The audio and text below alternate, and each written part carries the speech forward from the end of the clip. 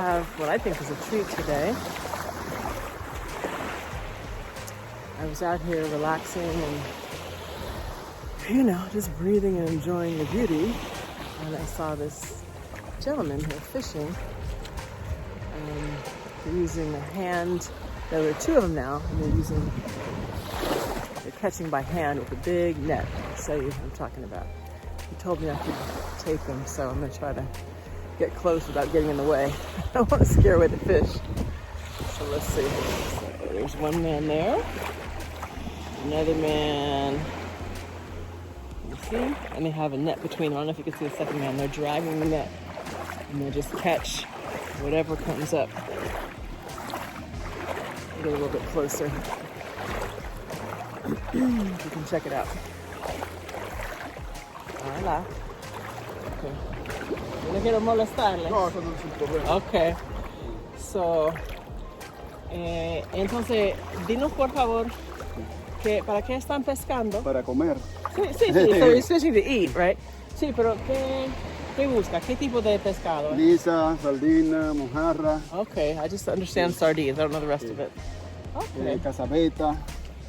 Son pequeños mayormente. Hay pequeños y aparecen grandes jureles también. Okay. So we get small ones, but also some large Sardinas fish. también. Okay. We'll see what they get. I don't know. I'd be curious to see. But I love the fact that this still happens. You know, it's not commercial fishing. It's just people like this who fish, as he said, to eat. You know, they're just looking to get some food for their families, which, why not? That's what it's here for. It's beautiful. Oh, okay. And so now they bring the net into a circle. They encircle the fish. And so he's going to take up both sides, and then I guess the other man goes to see what they get. So when there's fish in there, they close the circle and they can catch them really easily, but he says there's nothing there now. So ya tienen que abrir el círculo otra vez. Yeah, so I have to open it up again and start to see what they can get. Vamos a ver. So anyway, it's a beautiful day at the beach.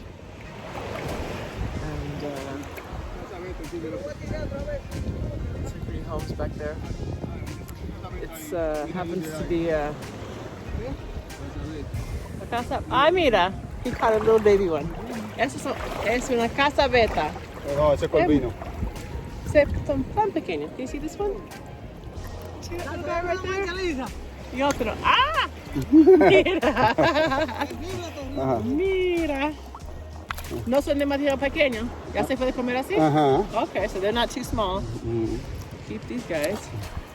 Y son buenos. Hacen la sopa. And that's how it's done. Little fish that we would never see just walking around in here probably. Just a couple, but it's a start. So he'll go put them in his bucket. And they'll probably come out and try again. I'm gonna get out of the way. Hay otro. Hay otro aquí. There's another one in there. So they caught a few. Y otro. Cuatro, yeah. Tres, cuatro. Ay, mira, hay más. So there's more. Look, see? There's another one and another one. Okay. So they got a few. Hay otros, another one. Hay otros. Hay dos aquí, son dos, sí. Pretty cool, let's go see. Simple pleasures. I love it. And I'd much rather they're not selling these, as he said, but if they were, I'd much rather buy from someone like this than some big commercial, you know, outfit that does damage to the environment. You see there's no damage, and I mean, other than the fish that are dying. But so anyway, here they are. You see? Look, so there's a couple there. And there it is. So he says they make them fried or like in a stew with coconut. Sounds good. I'm gonna go to his house for dinner. Like, where does this man live? I need to befriend his family and bring them a little something to eat with the fish. So, kind of cool, yeah? All right, I'm gonna sit on this log right here. How pretty is this? This little natural bench. Make sure there's no crabs crawling around there. They have little bitty, like, they're like hermit crabs or whatever. So it's a beautiful day in the neighborhood, and there he goes. maybe to get his bucket and share what they found. I'd say they got maybe a dozen fish that time, from what I can tell on the land. And this man here is still picking them out. See, he's still picking some out. And he's throwing them like where that man with the white shirt is standing. Just throwing them right there. So, and I don't know how many times they'll do that, but that took them maybe 10 minutes or something like that to catch about a dozen fish. So that'll feed a few folks. I really like the islands, the simplicity and, what is the word? Like it's not indigenous, but it's like the natural way that people do things here. And the fact that they're going to use, fresh coconut, and it's not, I mean, they could open, see, he got his bucket. They could open up a can of coconut milk or something, but a lot of them will get the coconut off the tree, hack, and then, and then like grate up the white part. So for dry coconut, they grate up, like you think of a hard coconut, like a kind of, like coconut sprinkles you put on a cake or something. They've used that part for cooking typically. And the big green ones, that's just got the water inside. Those are just for drinking, as far as I am aware. But I love that is how they cook and they prepare the food. It's all natural. I mean, everything is growing right around here. And it's, it's not just here. Different islands, different parts of the world. This happens all the time. And that people work in concert with nature, which is why it is still so beautiful for the most part. It has its issues too. It's got its upsides and downsides. But for the most part, people here respect nature, and know how to cultivate food and understand the growing cycles. In the U.S., it's like no matter what time of year it is, you can get an avocado, you can get a what have you. But here it's like if it's not avocado season, you're not really going to get any avocados, which is fine. So you get something else. Or like mangoes, you don't always have the big fat mangoes here. You have to wait. And I appreciate that. So, something to be mindful of. This just happens to be a long weekend, holiday weekend here. So there are a lot of people who are in town now, and you can always tell because the pace picks up and you hear like the beat, of the music, and much more crowded in town, supermarkets and stuff. And that's fine, that has its place. But I do want to say a word quickly. I wasn't going to, but I do feel like I want to say a word about the nature of entitlement. And typically when we think of entitlement, we think of others who come to a place like this, who are not from here. And I don't mean from here like, I lived here for 20 years from some other part of the world. No. I'm talking about if you're not native to these islands, right? If you're not an indigenous kind of a person, people come and they want to impose their cultural aesthetic and their cultural awareness or lack thereof on to the place that they've come. It's a form of gentrification, right? But it has a lot more to do with the culture than just, creating new spaces. So, I don't like to see that because I feel like there's a huge disrespect in that they're not sort of, again, working in concert with what's already here. And this is not everybody, right? Every single person who fits that description, who comes from France or Belgium or Italy or the US or Canada or whatever, everyone is not like that, but there are quite a few who are. And I see it sometimes. I see it in the way people move, in the way that they speak to other folks, just in the expectations of how things should be. And so I just want to remind people to be mindful of that, Leave that entitlement attitude at home. Come with open arms. Be willing to learn. Be willing to embrace what's here. Be kind. Be humble. Yeah.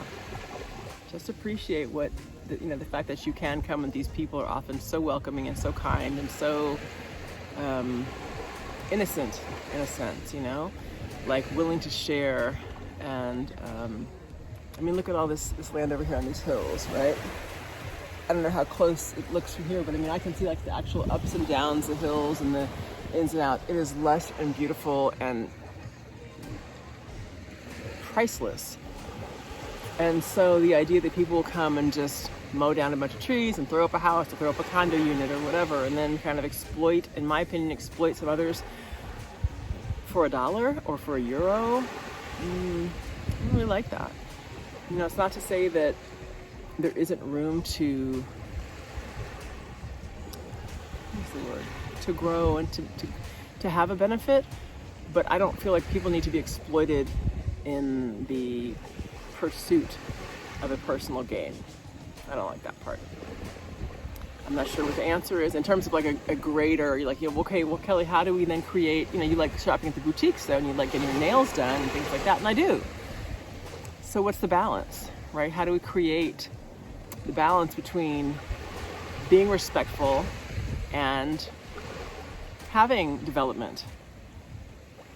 You know, I don't think it's necessarily complicated, but it's just something I would like for people to be mindful of before they come, you know, and teach your kids that too. I see a lot of kids around here who are just poorly behaved and believe that they are entitled. My son used to talk about it when he was at the French school here, about how they just are terribly behaved and feel like the brown and black people a lot of times are there to serve them. That's just what they do. They see them as workers and helpers and, you know, not even capable necessarily of a cogent thought.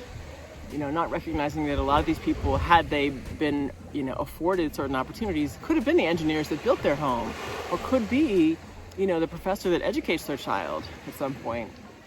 And so, you know, I had a conversation with someone the other day, and a comment was made that, for example, with the U.S., how we're always saying, oh, you know, we go get our tech engineers from India and all these other places in Asia.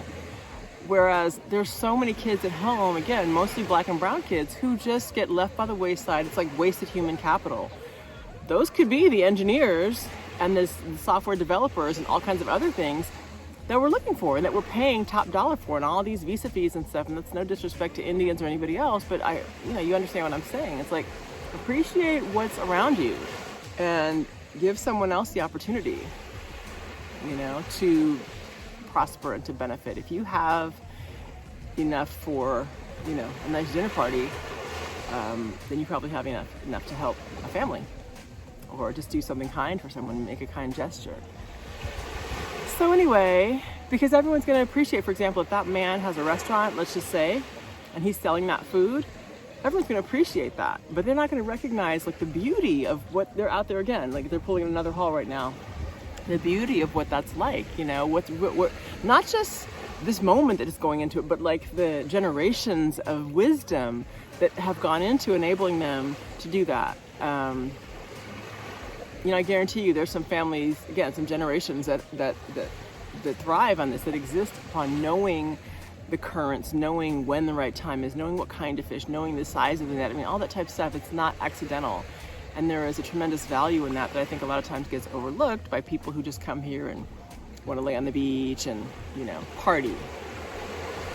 Look behind that, you know, recognize what you're being afforded and how truly valuable this is and how truly valuable these people are who are offering you this opportunity to experience their culture in many, many ways. All right, that's my message. Peace and love. Peace. I can only do half a heart right now. All right, guys. It's another view for you. Have a great day.